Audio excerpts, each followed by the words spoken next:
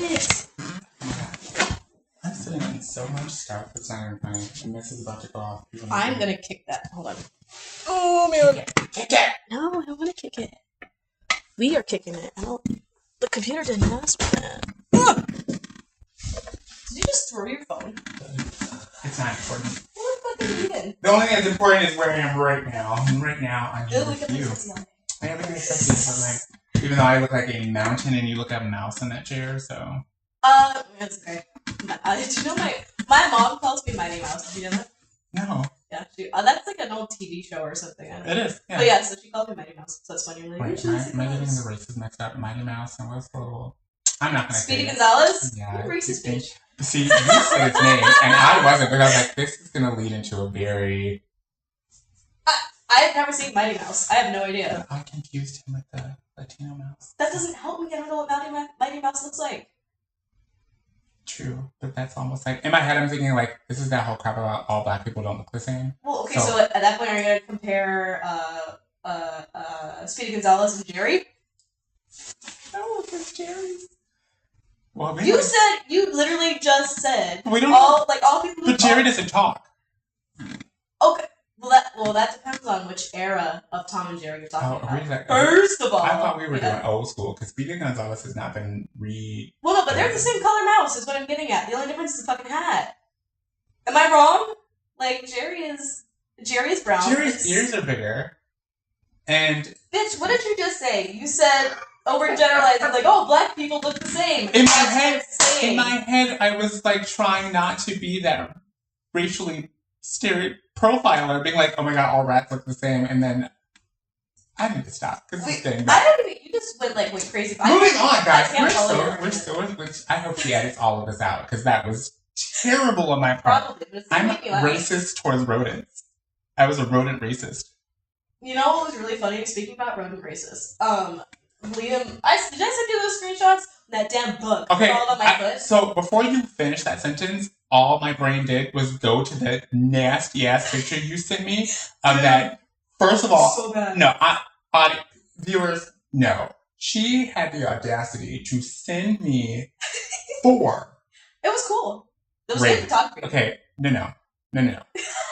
4 screenshots of what I can only describe in the picture was like, is that a crustacean? Should that be in the ocean? Because that's what it looked like. Because she got really, first of all, how close did you get to that damn thing?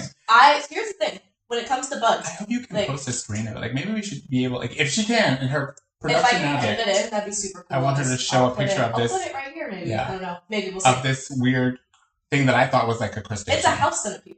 I looked it up. Well, okay, sorry. I forgot. 4 people told me what it was. And then watch the 30-minute video of all the night crawlers in conjunction to those guys. You making that up? No, I'm dead serious. Stella and Lincoln literally were right next to me like, let's watch the video, Uncle Lee. I was like, okay, cool. And it was 30 minutes of us learning about this goddamn bug. Wow. And other types of bugs that were in the same family. Which I was like, oh, okay, cool. Not that serious. I thought it was a shrimp. I thought it needed to be put in the ocean.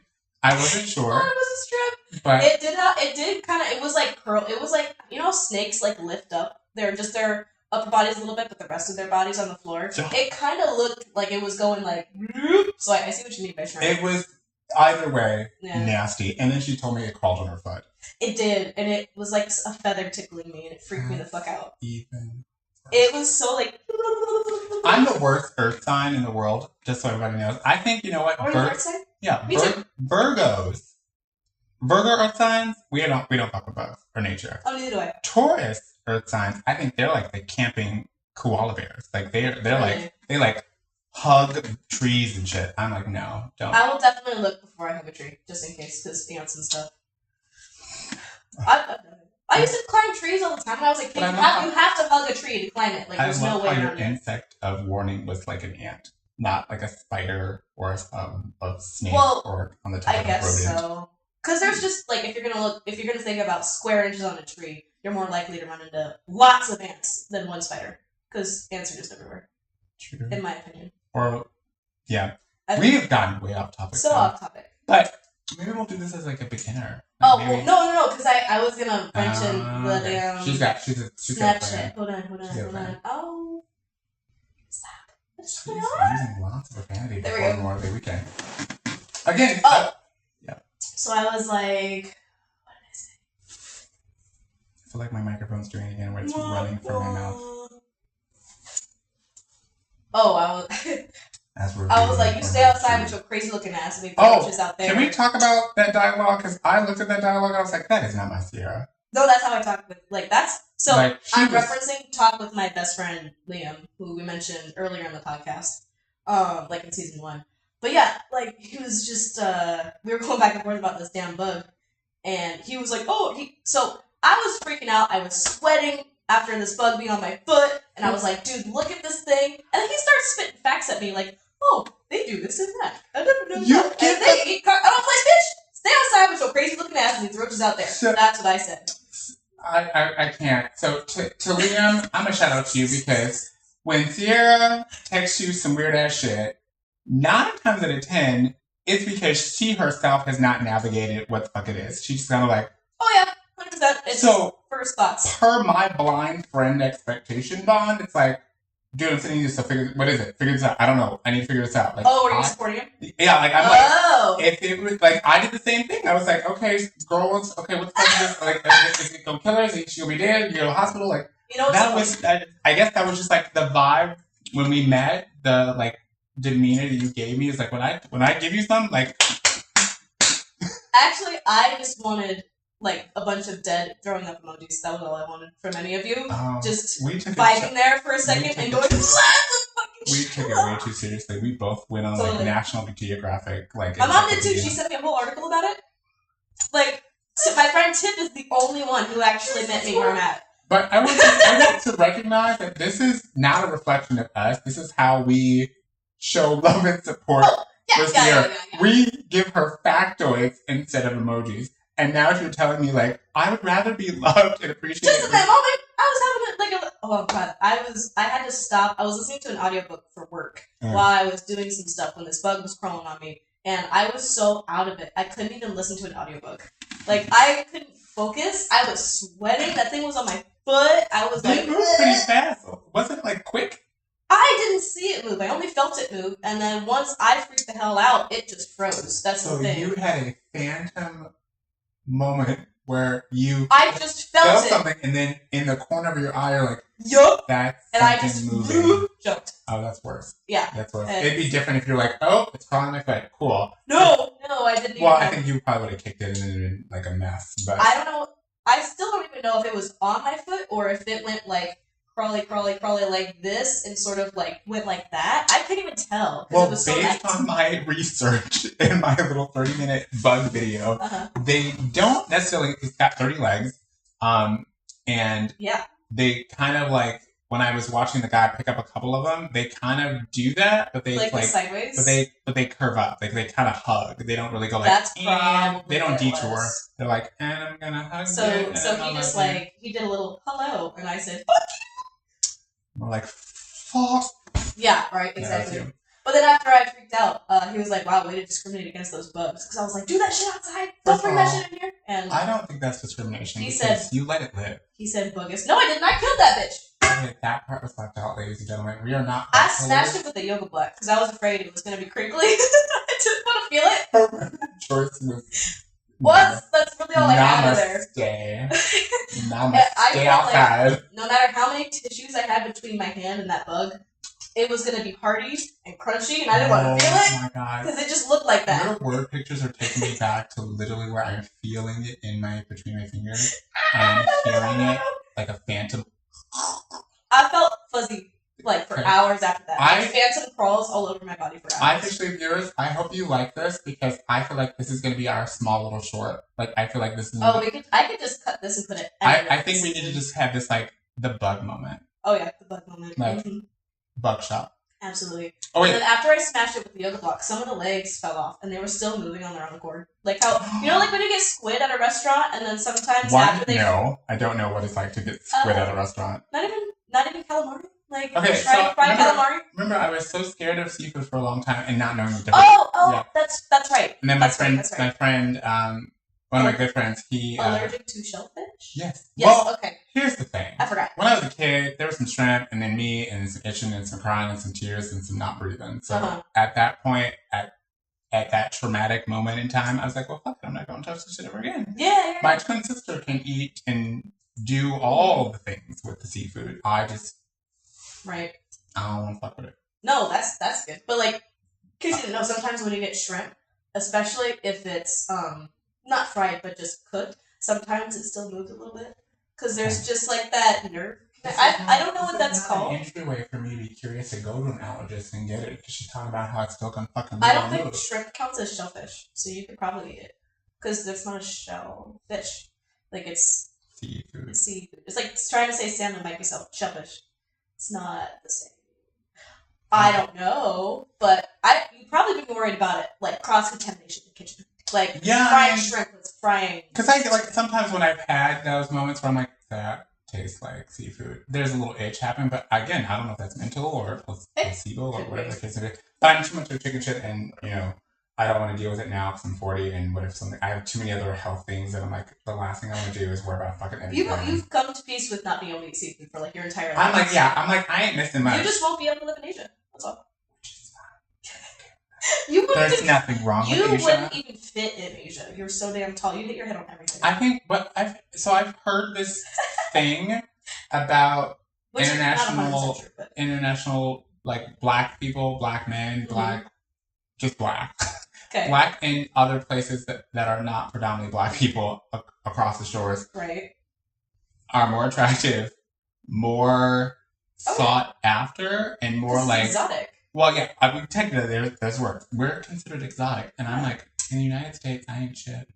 But take me across the shores, I'm like, God. Yeah, you also got to think, like, Asia, Japan, I'm thinking of in my head, Japan, is a country where they don't really navigate outside of, like, people go on vacation, but they don't tend to leave their country. Like, how Americans, they're like, I want to go see the world, and, like, Europeans do that. Like, you know what I mean? Well, the one thing that I've realized, and I think is hilarious, and that I think, I heard something in my reels, where this guy was like, I take 3 weeks off, like I check out, like he has his main career, but he literally unplugs for 3 weeks, and I was like, cool. As an American, but I'm like, well, in my career, we have to worry about Chinese New Year, and then apparently Portugal shuts down in August. They all take a month off, and I was like, how many other... I mean, if people leave this in the comments too, if you know of any other continents that take like a holiday. You said continents.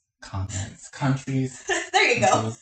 I've been using words wrong. Sierra is like the word, not whisperer, but like, she's the word warden. Like, I'm in jail with words, and she is just like clanging the keys in my cell, and she just gets me every time. Well, no, it's like you get let out on house arrest, and then you try to step outside with your bracelet, and I'm like, no, bitch. I think it's cute that she gave me house arrest. It's much more like I'm in just words. I'm in assisted living with wordplay. I'm not even in my own home because I can't spell it correctly. Well, if I didn't bring it to your attention, well, I look stupid too, because it's like, well, did she notice that? I don't think I don't think that's the case at all. That's what I think about, right? So if I don't say something, I look complicit, and then also you don't get to change and evolve and get better, and I'm just trying to help you grow. I love that about our future. That you're like, Brandon, you're not going to make me look stupid, so use the right words. But I mean, that's not how I meant it. That's exactly what I said. To an insecure person, that's what they would have heard. But in my head, I was like, well, thanks. I mean, I don't want you looking dumb, so I love how your reminder is like, I'm complacent to your stupidity, so I can't commit to that as your friend and to myself. So it's like, I feel like that's a double-edged sword where both people win. Okay, but that was a great little bit of, I'm going to call it You Still Bugging. It's still bugging me. Yeah. So. The thing with bugs for me is, I will get close to them and do whatever I want with them, like, as long as they're not touching me. First of all, the second they start touching me, get close to something you don't want to touch? And like, I'll get close to them and do whatever with them. I'm like, what do you mean, kill them? Well, I didn't touch it. I used to do it before. But my thing is, like, I will, up to the point of touching, I don't mind bugs. Not the flying ones, but I don't mind, like, crawly bugs. Like, I'll watch a tarantula like with this much space between us, and I'll take pictures, and I'll like get up in there and want to look at it. But if it like touches me, I'm done. I'm freaking the fuck out. I'll have like anxiety. Like nope. But I don't mind just being close looking at it. They don't gross me out just on face value. You know what I mean? Like it has to involuntarily come onto me, and it's like what? That's it's like when they break your space barrier. Like, yeah. Now it's near you. Yeah. I can love you from a distance. Not the same way. I'm like, stay in your nature. This is indoors. Right. But also, the funny part is when I was a kid, we didn't have like pest control on the house. So in the rainy season, we would get all kinds of ants that would come in and take refuge, and we just like had ants in the house. It was bad. So put that aside. I would get really sad. So this is like, mind you, this is like 5-year-old me. Okay, I was like the ant saver. So when I would run the bathtub or something, and I realized some ants got caught, I would pick up toilet paper and be like, no, and grab it and put it on the sink, and I would cry, and like that was me. So we've come a long way. I think that's why I'm okay with getting up close and looking. But dude, I'm bugging because I can't believe you were telling me. Actually, I can because I can picture a little. That's my heart. I can tell. Yeah. But I can just literally see you literally like stop. Yeah. Like I would also go. This isn't a bug, but my mom and I, when it was raining or like after it was raining and the worms get like on the sidewalk and stuff and they get stuck, we'd save the worms. We'd take leaves or paper and we'd like pick them up and put them back on the grass. You're like a pre-Buddhist before you even knew it. I don't really know. I mean, I get what you mean about Buddhism. No, okay. I'm only referencing that from like films. So again, I'm discredited because I didn't do my actual research and homework about the word or the religion or the practice.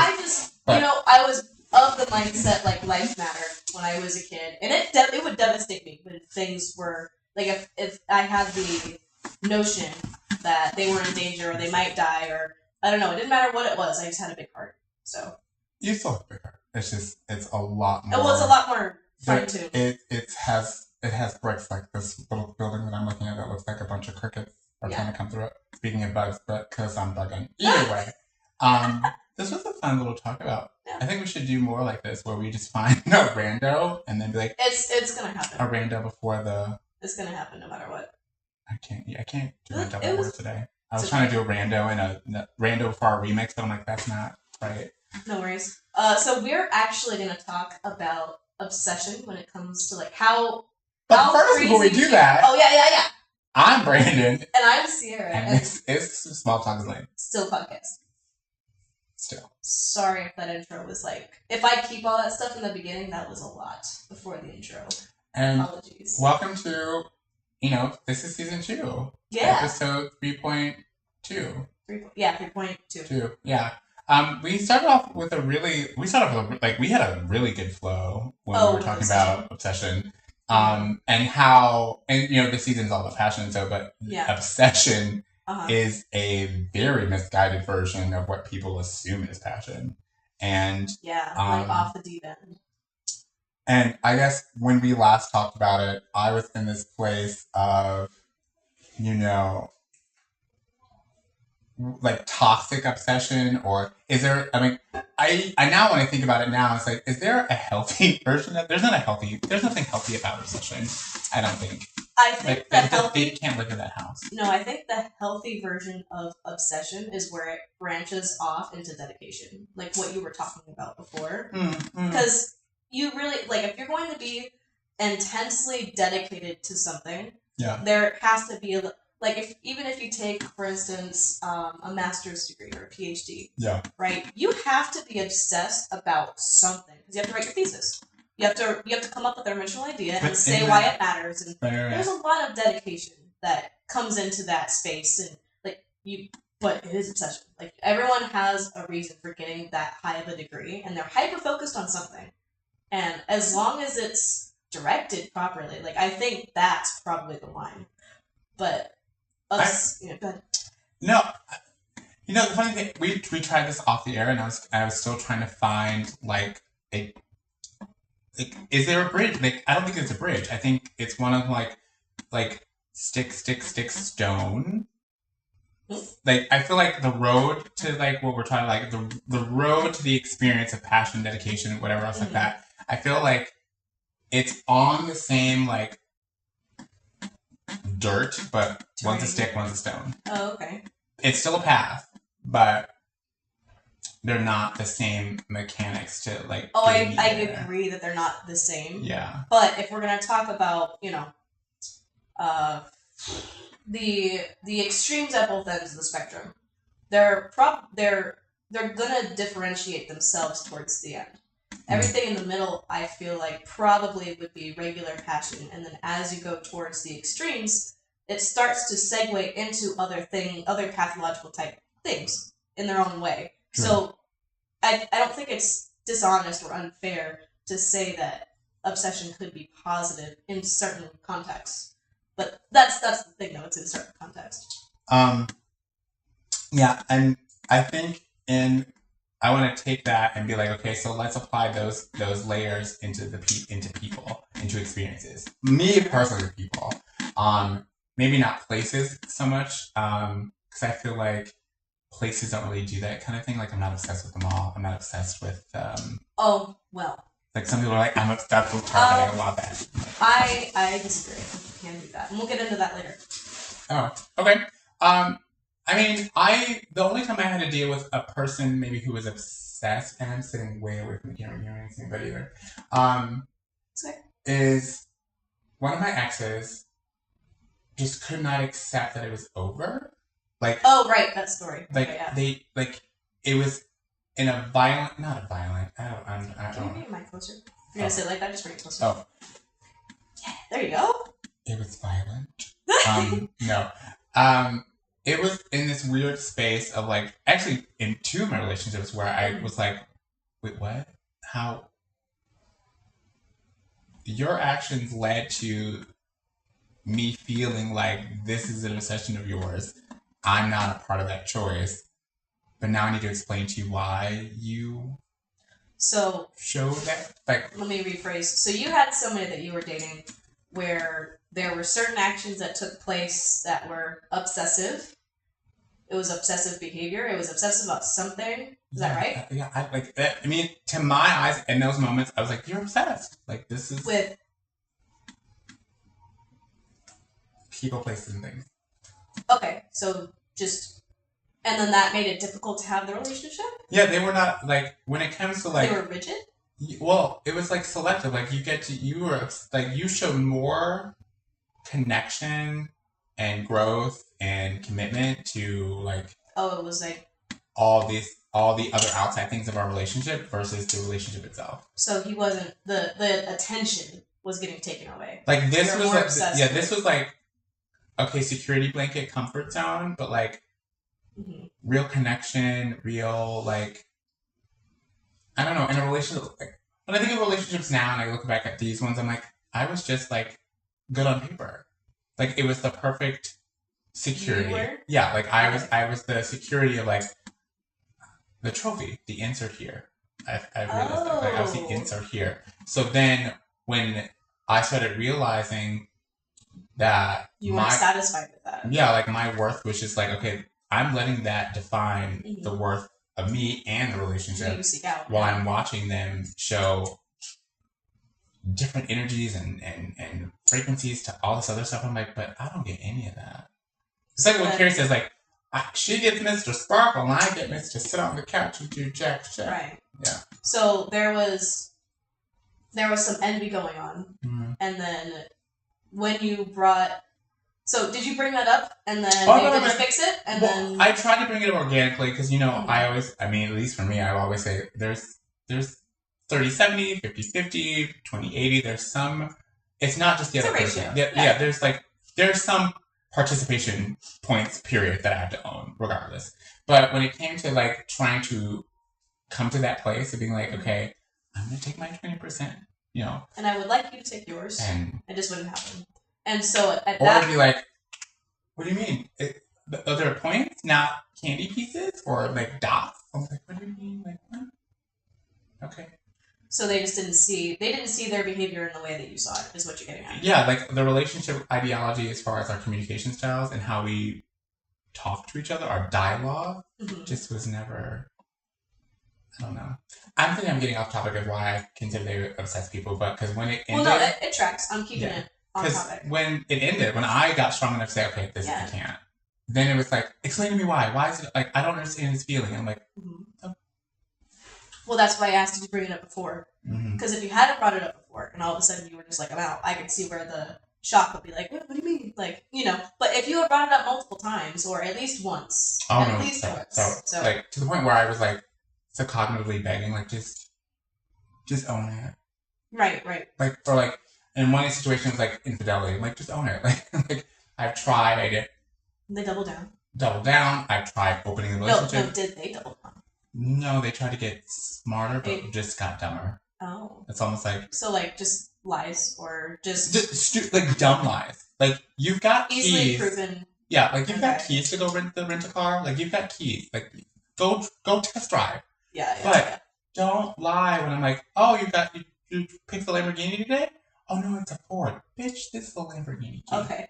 Like, Right. So, well, it sounds like that person just has a hard time dealing with the reality of their actions in, I'm going to guess, multiple places of their life. I recognize that in the very beginning, which is why I didn't get to... I feel like I was stupid in the beginning when I was like, okay, let's talk about this. Why did the mistake happen? Why was the infidelity? Blah, blah, blah. Because of how I saw them beforehand and what I understood. But after a while, you start looking stupid. And that happens. I've done that. Like, it's like, human. Forgive is not... It's not a ticket for... everything else. Revolvers. Yeah, so... But, the part that I really wanted to type was, like, it just... When I ended it, then they became obsessed with me. Then I got the energy that I guess was maybe somewhat trying to invoke or inspire or grow. But it became a very weird, nasty place. Yeah. I misunderstood. So, okay, it was once the toy got taken, not to be rude, but like once the toy got taken away, that's when they went nuts and were like, I need the toy.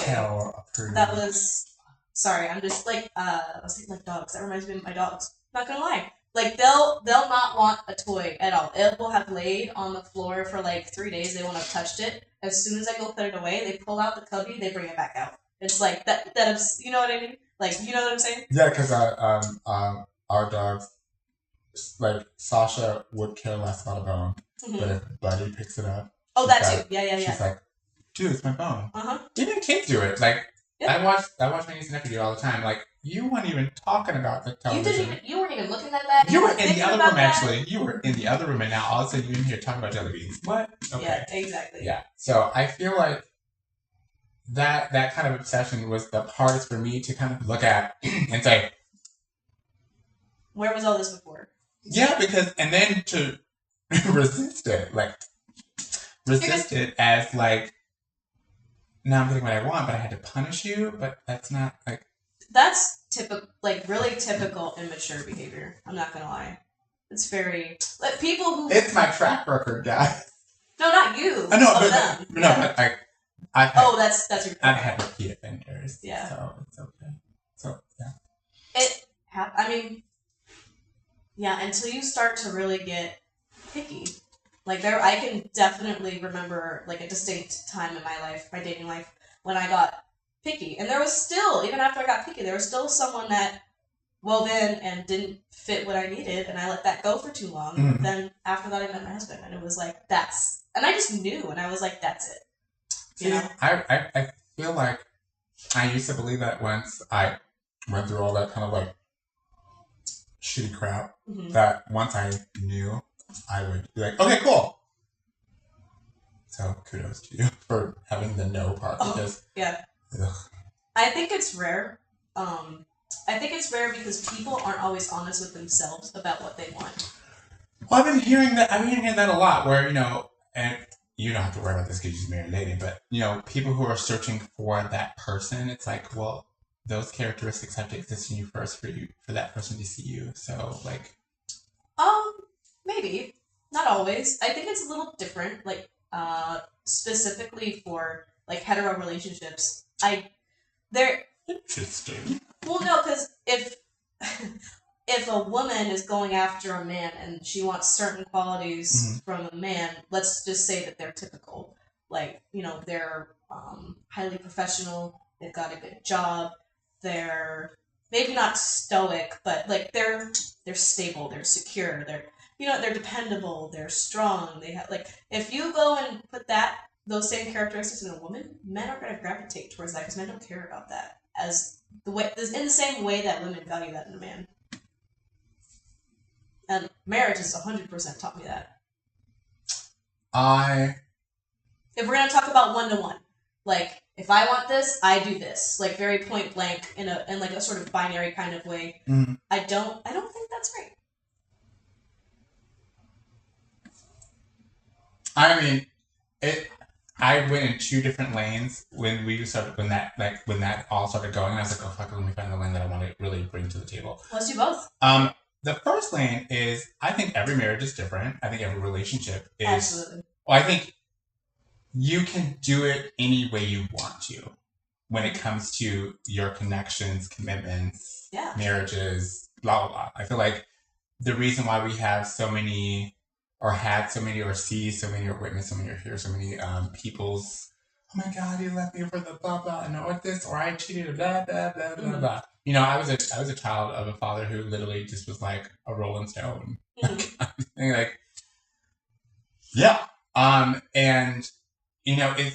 it's one thing to watch. I never got to watch him and my mom really talk or have adult conversations because I was a kid or whatever. But I've watched my other friends and my other other family members who are married have different types of marriages, and I was like, so when you said there's a certain type of stoicness that follows a, quote me if I'm wrong, or correct me if I'm wrong, heteronormative relationship, I was like, I don't think it has anything to do with being straight or gay or whatever. I think it's just who you are and who he is. And it's nuanced. You're not wrong about that. I think it's a spectrum.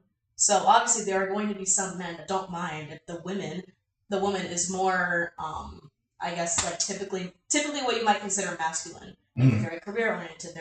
You know what I mean? I think there's going to be some men that have a higher tolerance for certain personality characteristics like that. It's not a one-sum game. It's not all, you know what I mean? So there's room for variation, but I think typically on a big just in general, if you're overgeneralize, I don't think in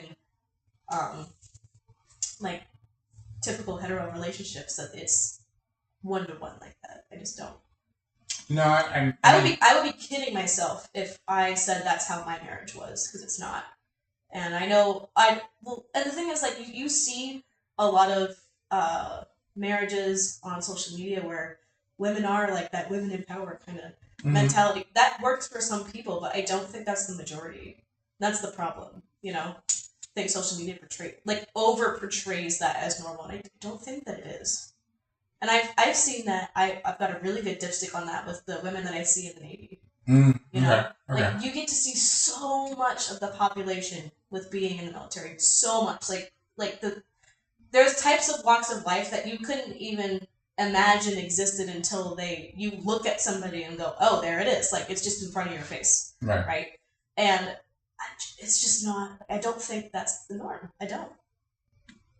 I mean, I agree. I mean, norm and social construct or status or just, I don't know. I feel I think there is no norm, but it caught me off guard when you presented it as a masculine and feminine type of partnership. And I just recently started following or being more transparent about masculine is not a gender. It's not a right, and feminine is not a gender. It's characteristics of your personality, traits. Yeah, I feel it's it's more internal than that. It's not just you know what I mean. I think levels of vulnerability and strength, and just how they web and flow. And I used to always think masculine was men, feminine was women, and which is why it was so difficult when I was growing up as a don't know who you are. Well, that's the thing.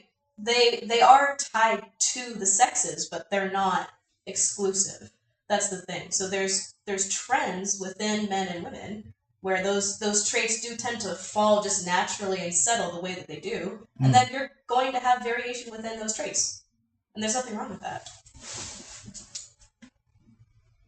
I guess, yeah. I mean, I'm going to agree to disagree in a way where I've been exposed to a different mantra.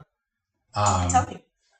It was more like because, I heard this woman ask a question like, what do I do when I'm looking to find an emotionally intelligent or emotionally available man? And it literally was like the woman who was answering her question was like, well, it's you have to be ready for an emotionally intelligent man. Well, that's true, but that's not what we're talking about. True, but in the terminology of like masculine and feminine, it's almost like, well, if your man can't be vulnerable and open with you and emotional with you, is he then not masculine?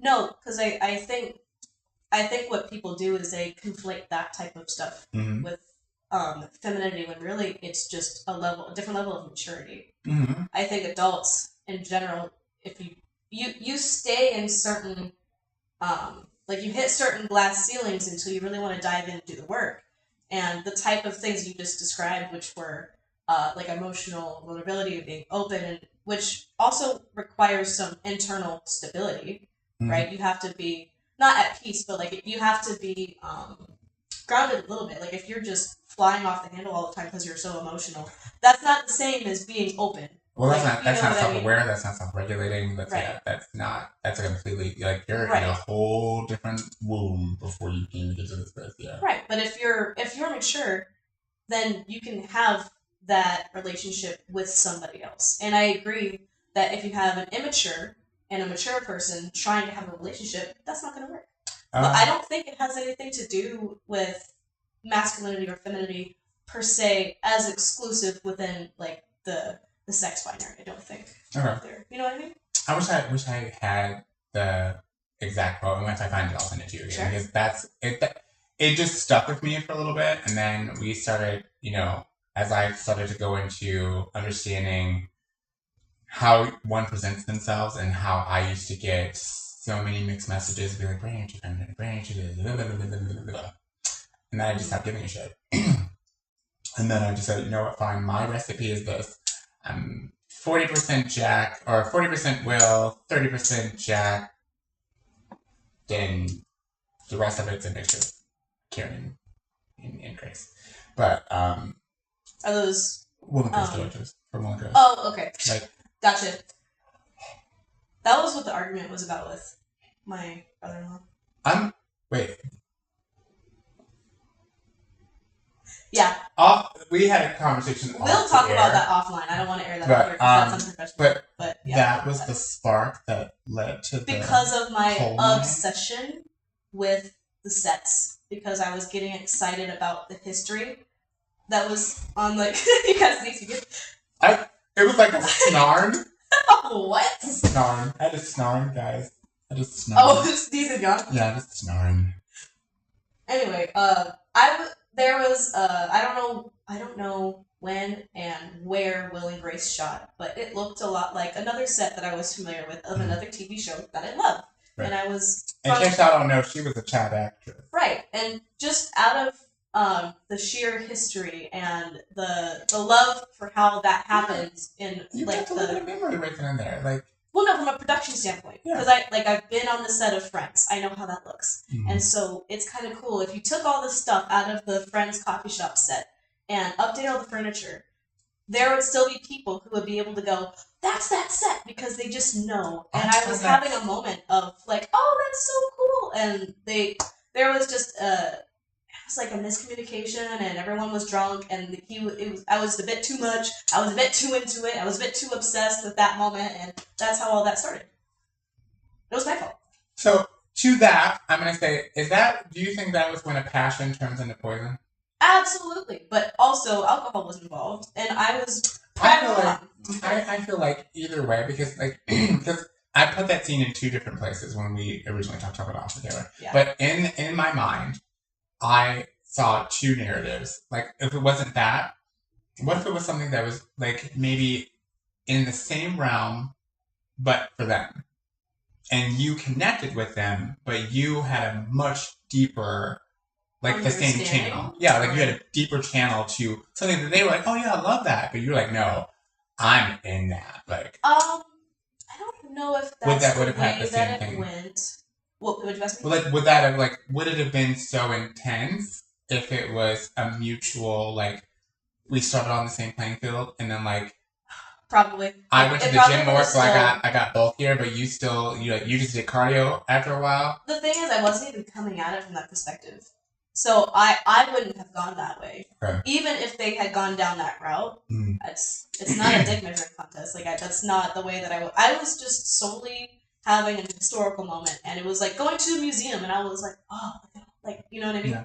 And then it just because the whole thing was so misinterpreted and like. Fucked. I just don't even want to count it, to be honest. There was so much. You talked about it, and then you told me about it, I was like, but we're good. You did all that work, and then you're like, oh. Yeah. No, exactly. Oh, okay. Oh. And me and my brother-in-law are good, by the way. Like, because we worked it out, because we don't avoid conflict, because we're awesome like that. Because we're choreography communication. Mm-hmm. Which, by the way, I told him about that episode, and the concept of that whole episode, he was like, that is so cool. So check out season 1 too. If you guys are new to us in season 2, we definitely have a full season. Hold on, did it get brighter in here? It did. I'm gonna turn off. Actually, because you know what? The sun came back out. It did. I bumped my mic. Sorry. I feel like this episode. I'm gonna go off camera. I'm gonna put the screen down because I'm like white as shit. I feel like we have gone into a whole different realm than. I was about to reach and try to pull that, and I was gonna be embarrassing. Oh, because I did it the first time? Because that was my genius thing? Yeah, but you're tall enough to be doing that. I'm too short to think I could just default to do that. I don't think height had anything to do with the fact that we both went for a thing that literally did not operate that way. Oh, despite the fact that that's not the way it's made, I was still going to try to pull it, and I couldn't reach it. Okay. But back to obsession. I feel like we have to like cut out or switch this into something else because we totally. No. We're gonna keep it because I like the way that this meandered. That's okay. Yeah, because we went from obsession to the building blocks of a relationship that led to an obsession. Yeah. Yeah. So I guess that's we meandered. It's all passion, baby. It's all passion, power, poses. So how did this is gonna sound so stupid? How did that make you feel when all of a sudden all that got you took that away and then he was now chasing you? Fucking annoying. I was so annoyed. Right. I was like, do you know how much work I had to do in myself to get to the point where I was like, you have to go, or I have to go, or this has to change after several walkthroughs, several tripping, several obstacles, several beating your head against the wall, being like, I thought it was me, or maybe I can do better. I need to fix this. That was kind of the mentality that I presented in these 2 scenarios. Mm-hmm. And when you just face the music, kind of like what we've been talking about recently, and then outside of all of this, mm-hmm. When you just, when you just hear the music as it needs to be heard without fucking with the volume, or you just listen to it mm-hmm. exactly and absorb it as it actually is, you will find your answer. And then for them to come back and be like, I heard you. Yeah, well, it's probably a little. Like, did you feel any essence of betrayal? That's when passion pisses me off. Right. That's when I get really irritated. And that's when but then I look at myself and say, okay, was there anything that I withheld in my, commitment or whatever in my... That, like, whatever is my passion pouch. The percentage of responsibility for you. Yeah. Was there anything that you could have done better, kind of deal, or that? I think, as you just said that, it hit me in the head. It's like, yeah, you left. That's what you could have done better. You left. Well, you did leave eventually. Yeah. And that taught you something, right? Not at that time, but but eventually. I think we're in eventually now. Oh, okay. I think we're hitting That's eventually. fair. I feel like our whole show has really done a number for me to look at a lot of things, not only because I research and kind of get more understanding about the things I want us to talk about, but also because, that's cool. You don't know me, but you get to see me in a way that I don't really, It's been a while since I've just been like, okay, here you go. Right. Like, yeah. It's difficult. Absolutely. Well, the cool thing too is it takes a really huge mental shift in yourself to be able to take all of the shit situations that you got yourself into over time and then forgive yourself, because and it's not forgiving stupidity. Like, you don't get to forgive and not learn. But I think that in that very same statement, that's not forgiving yourself. If you're like, I'm so stupid, I'm so sorry. Like, what are you doing? Well, no, but you know, like, not beating yourself up for it constantly, because whatever happened. If you're able to learn from those things and you're able to pull a positive lesson out of those negative moments in your life, then you win. You know what I mean? You learn something. You got better for it. I'm trying to... But that's hard. I'm trying to, like, sing that song 24/7. There are some times where I take the record and I throw it in the floor and I have to go buy a new one. It's not always constant. It's usually... I don't think you can live that 100% of the time. I think it's during... Well, but you have to be willing to reflect. That's the hard part. Because no one wants to reflect on how shit they are. So you have to come to that understanding with yourself and reflect, and then be able to pull the principle out of it, you know, like... You did it! I did it! You know? Sorry, weird. She did the PP. That's not I can't even tell you how many times. I can't even tell you how many times in my life where I've done dumb things. I feel like in the sake, you know what? In the sake of passion, I've done some dumb shit. Absolutely. Like, or just ignorance, or being naive, or like all of it. Dumb things happen in life. I feel like, yeah, and you blame, or you slather them or smother them in the name or the word or the feeling of passion. And you're like, no, bitch, that was just a dumbass shit plan. Yeah, absolutely. Shit plan. And I think, you know, as we're talking about obsession and craziness and people and places and things, I feel like sometimes internally and externally we have to, that I've gone through, is being like, yeah, that ain't passion, boo. That's persuasion or perception or obsession. Psycho. Well, the other thing is, if you can't see that it's you, that's the other problem. And that's pretty much why I disagreed with you earlier when you said, I don't know if people can be passionate about places and, like, person, places, things. Like, oh, yeah, okay. Like, right? Okay, yeah. Like, way back. I disagree, because I think people, when they just become blind to how they're acting and what they're doing, and blind how? Like, they're not reflecting, and they're not intentionally trying to see what's in front of them for how it is. They're trying to... Well, people lie to themselves all the time. Oh, I mean... Like, you know what I mean? It's ego. It's like ego. Absolutely. But it's blindness. You know what I mean? Like, yeah, you're in your blind spots. Like, you don't quite see it. It's not registering. That's not me. Like, that personal ownership, not everyone does that either. So if you can't understand that you're part of the problem, you're never going to get to a solution. And so the obsession with places, and this is an episode name that we talked about, what enslaves you. Because I think that's exactly what it is. I think that's a segue into, like, does your obsession enslave you? Yeah. Like, I think that's how you apply it to places and things. Okay, fair enough. That's exactly what it is. Yeah, I didn't really put those two together until we talked about it, and we talked about what I talked about with a very dear old friend of mine, of what she thought of the word passion and how she broke it into these interesting layers. But how you just did that, I was like, oh yeah, that's a thing. That's a thing. Yeah.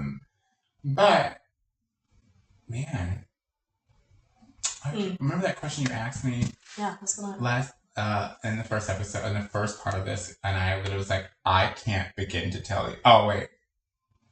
Of the things that I lost, when was the last time you saw, like, had reflected on a happy passion or something of you asked me a very and you I asked you, what does the word passion bring up for you, and you said all the previous passions. Yeah, all the things that I do not have anymore. Yeah. And I was like, grief right now is what I think of as like, when I think of the word passion, it immediately transforms into grief, because all the things that I used that I had fulfillment from, I don't do anymore. Was it passion or is it longing? See, that's the thing. Like, I feel like this word, like, and I think, which is why I really wish I want us to do another Facebook post, because instead of us getting Jesus and Trump on our post stab at it, that stupid devil dude. There you go. It wasn't Trump. It was the devil. He was so. What was the Trump flag? It wasn't actual. Okay. Anyway. Yeah, it was just weird either way. But I feel like because I asked a woman, a very wise woman who is much older than I, the word about what she thought of it, and it took her a minute. Like she kind of sat there for a minute to put it together. So I was like, we picked a very interesting phrase and word to go off of because it takes us in every direction possible. But when you asked me that question, I was like, oh my god, everything that died, or like everything that stopped, or there was a sudden change of expectation. Yeah. Yeah, or just like some of them I had to change because of like just life. Some of them I had to change because of my physical and my health. Well, so the expectation would be you thought it was going to continue this way, and it did not. That's the some of them, yeah. Some of them did, and then others were, I think, now choices, but some were. I don't have definitive reasons of why they were good choices or bad choices or effective. What are some of the things that you're thinking? Like painting, like I love like once I love I'm always been a creator, and then I used to always want to rise to a level of being a painter where I had like my style, my moment, my language. Yeah. And it was birthed out of a lot of sad shit, sure. But once it was activated, I finally found my eye, my voice, and my I guess like my spirit in the art. Like I found how my art literally would start to live with me and transform as I would do more of it each and every single time. So why did you stop? Well, sad but true, certain choices and trinkets, as I would like to say, were introduced in my life, and then all the mental health stuff that was unresolved on top of that led to this kind of hatred, and I respected art so much that I was so disgusted with myself that I was like, you should never do this again. I'm lost. When you're okay, I'll use an example. When someone's drunk and you try to give them water, and they eventually I can't drink any water, it's gross. Yeah. They start to avoid it. They just walk away from it. Because it makes them remind themselves of how drunk they were, or how gross they felt when they were drinking, or like something was a trigger. For me, art was like my water when I was drunk. Okay. It would be the only thing that would make me feel like a person again, like a connected root to my actual self of like, I'm an emotional person, I'm a sensitive person. Art is the only way that connects me back to that human being. First. And it was like you were getting burned when you were getting too close to that again? I felt like I was disrespecting the purity of what it was when I first became, like when it first, you in that first moment when you and a curiosity turns into a passion. Or when it turns into, for example, when was that time when you were learning Argentinian tango, where then all of a sudden it was just like, it wasn't choreography, it was just you and movement. I've had a few of those. That's what I mean. Like when it no longer stops being you get absorbed in it. Not even absorbed, but when it becomes like this second nature, when it becomes like breathing, when it becomes like something that we're taught. I understand that part of what you're saying. I don't understand why you fell away from it. Because I got mad at myself, and then in order to protect, I guess, the peace and the beauty of what my art used to be, I was like, I felt like I was disrespecting it, but also laying it to rest respectfully. It's almost like instead of murdering it violently, I laid it to rest. I guess to me that just doesn't... It doesn't translate? It doesn't quite make sense to me. I'm just coming at it from my own perspective of art, right? There's no rules in art. No. So expression is expression, and I guess what I will say is I draw, right? I don't paint, but I have a hard time finding creative inspiration, and like sometimes, and then if I try to draw at that moment, I can't produce anything. I have to have one of those sort of moments where I get inspired and there's a charge, and then I can draw. And I draw better when I'm like that. And then if I'm not inspired and I try to sit down and force it, can't draw. So there's that. And I understand maybe that could play a part of yeah, absolutely. Oh my god. I had a class for that in college, and I had never been so burnt out in drawing in my life. But I think also if your passions change, that you've seen Avatar, right? The series? Last Airbender? The Last Airbender. The new one. No, the cartoon. No. Okay. Bits, pieces. So there's a part where like Zuko, right? The firebender that's after the Avatar. Yes. Okay. So he eventually he's so fueled by self-hatred and rage and this obsession with getting back with his father and like all this stuff. Validation. Like huge yeah. Daddy's big old hug. When he switches sides and joins the good team, he loses his firebending because the rage and all that stuff, that emotion's not fueling his firebending anymore, and he has to find a new passion in order to fuel his firebending. And so there's a whole episode where it's like one of my most favorite episodes because of the message that's in it. So what I'm getting at, I guess, is did you lay it to rest because that familiar part of you, where you were drawing on that passion to inspire your painting, it didn't align anymore, and you weren't ready to step in to find a new passionate space, new creative space, and let that inspire your art? Or did it maybe, like you didn't feel as if you were being true because your art now will be so different from your art back then? Was there some dissonance going on? Did any of that make sense? Yes. Okay. But the first thing that came to my mind was because of like unresolved memories. Okay. Like some of my most inspirational art came from when I chose to be homeless, and I chose to like walk away from, a structured version of help or a structured version of support, or what, it didn't feel like it was me. It felt like my environment wanted me to do it a certain way, and I was like, oh, fuck that. I need to strip it all. So I stripped, I was homeless. And I had nothing else to think about. So I was able to let some of that art back in, or that creativity in, or like time and me really had a different relationship than we do now. And I was like, I don't know if I could ever go back to that place, because when I was at that place, I had to make some very difficult decisions and some very... So do you find that you just lose yourself? Are you afraid to just lose yourself in that art? No, I find that part beautiful and ugh. Well, lose yourself in a sense like it's too time consuming, balancing work life and something like that, where it might affect finances, or is that a part of it? No, I mean it used to be. That used to be my excuse, like, bring it's too expensive, you can't do it. Blah, blah, blah. Okay. But like, if it's your art, like, especially if you're good at it, like, why not? Man, I'm okay.